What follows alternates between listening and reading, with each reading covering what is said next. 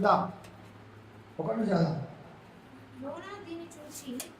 యోనా ఇదంతా చూసిండు. వారు మారిపోయారు, అదే వీళ్ళు చనిపోతారు, వీళ్ళు దుష్టి కార్యాలు, వీళ్ళందరూ నాశనం అయిపోవాలని అనుకున్న నేను, దేవుడు మరలా నన్ను అప్పించి వీరికి సువార్త చెప్పి వారు మార్చబడి వారికి సంతోషంగా ఉన్నారు.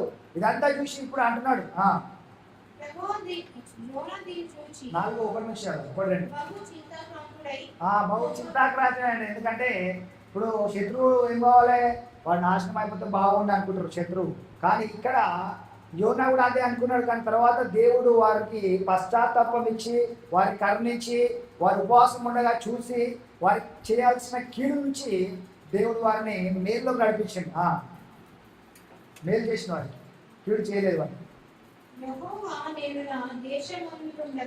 యెహోవా ఇప్పుడు అంటున్నాడు యోనా, ప్రభువా నేను మా దేశంలో ఉండగా ఇట్లా జరుగునని నేను అనుకుంటుంది కదా. ఎందుకంటే నీవు కరుణా సంపన్నుడవు, నీవు ప్రేమగల దేవుడవు. వారు ఎంత అన్యాయం చేస్తున్నా ఆ దేశము వారి మీద నీవు కనికరము చూపించే దేవుడు. వారు ప్రార్థించి మొరపెట్టినప్పుడు నీవు ఖచ్చితంగా వారిని నీవు కనికరించి వారిని విడిపిస్తావని నాకు తెలుసు. కాబట్టే నేను వేరే ప్రాంతానికి పారిపోయినా, ఎందుకంటే నువ్వు కనికరించి వారిని క్షమిస్తావు కాబట్టి అనుకున్నా. అందువల్లనే నీవు కటాక్షము జాలును